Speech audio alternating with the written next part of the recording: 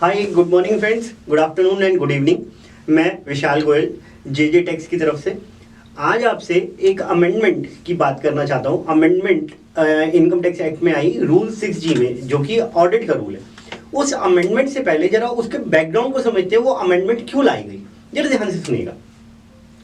इस बार last year finance act में इन्होंने एक चेंज किया और उसमें कहा कि अब रिटर्न की due date for tax audit, जिनका टैक्स ऑडिट होता है, कंपनी एसएससीज, ठीक है, और पार्टनर जो कि किसी पार्टनरशिप फॉर्म में पार्टनर है जिसका टैक्स ऑडिट होता है, उनकी ड्यू डेट्स है, रिटर्न भरने की ड्यू डेट है 31 अक्टूबर एज पर सेक्शन 139(1) और सेक्शन 44AB जो कि हमारा टैक्स ऑडिट का सेक्शन है, उसमें कहा कि जिन लोगों का टैक्स ऑडिट होना है 139(1) में जो ड्यू डेट दे रखी है, 139(1) में जो ड्यू डेट दे रखी है उससे एक महीना पहले आपको टैक्स ऑडिट भरना पड़ेगा। आपकी स्क्रीन पे आ रहा होगा, ठीक है। तो 31 अक्टूबर 2021, 31 अक्टूबर 31 अक्टूबर 2021 मेरी रिटर्न की ड्यू डेट है, जो टैक्स ऑडिट वाले एसएससी हैं, और उनकी टैक्स ऑडिट रिपोर्ट फर्निश करने की ड्यू डेट है 30 सितंबर। अब जरा देखिएगा दिक्कत कहां से आई, शुरू हुई। मैं 3 मेजर सेक्शंस की बात करता हूं, section 40AIA, section 40A and section 40AIA, section 40AI and section 43B।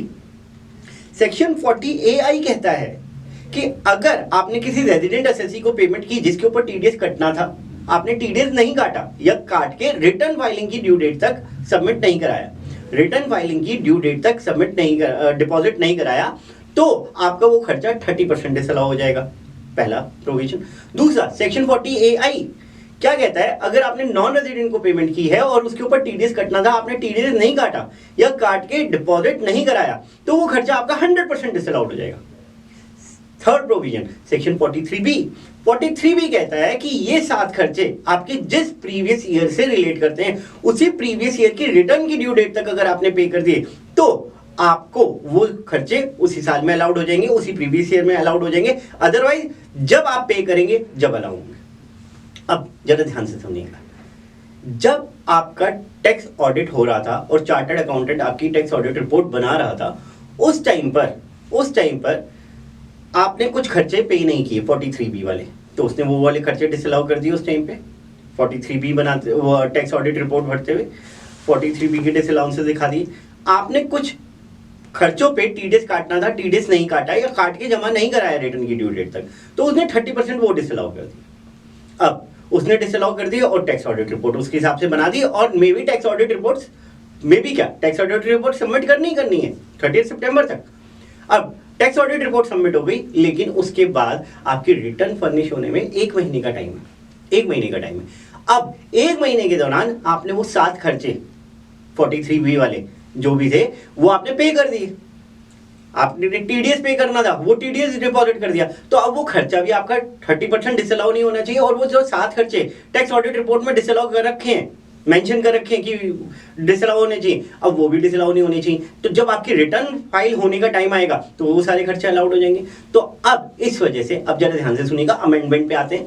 Rule 6G जो टैक्स ऑडिट की बात करता है, वहां पे सब रूल 3 इंसर्ट किया गया, और उस सब रूल 3 इंसर्ट किया गया, और उस रूल में कहा कि अगर सेक्शन 40 और 43B से रिलेटेड कुछ रिकैलकुलेशंस हैं आपकी, तो आप अपने चार्टर्ड अकाउंटेंट के थ्रू अपना टैक्स ऑडिट रिपोर्ट रिवाइज कर सकते हैं। तो पहली बार टैक्स ऑडिट रिपोर्ट रिवीजन करने का प्रोविजन डाला गया सब रूल 3 के अकॉर्डिंग, और वो कब तक कर सकते हैं ये भी बात ध्यान रखिएगा, before the end of relevant assessment year. Relevant assessment year से पहले आपको वो revise tax audit report submit करनी है, अगर आप रिवाइज करना चाहते हैं तो, ठीक है। तो ये मेजर अमेंडमेंट्स हैं, जरा ध्यान रखिएगा। अच्छा, एक चीज और, ये जो नोटिफिकेशन है, नोटिफिकेशन नंबर है 28/2021, डेटेड 1 अप्रैल 21।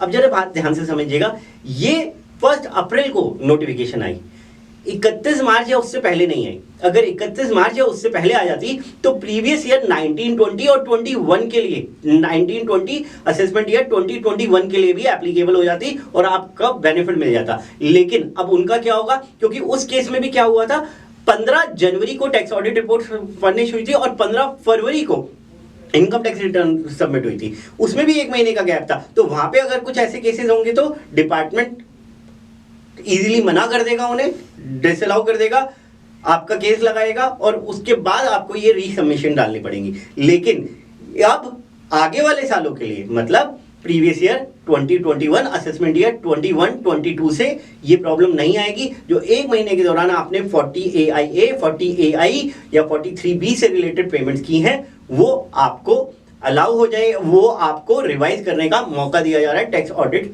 रिपोर्ट को रिवाइज करके। ठीक है फ्रेंड, तो आज के लिए ये इनकम टैक्स की अमेंडमेंट्स थी।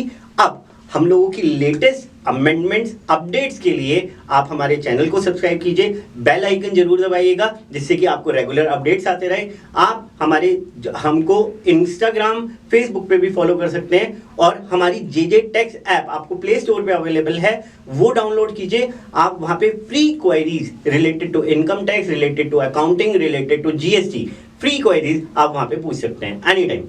Thank you friends, for more updates बने रहिए।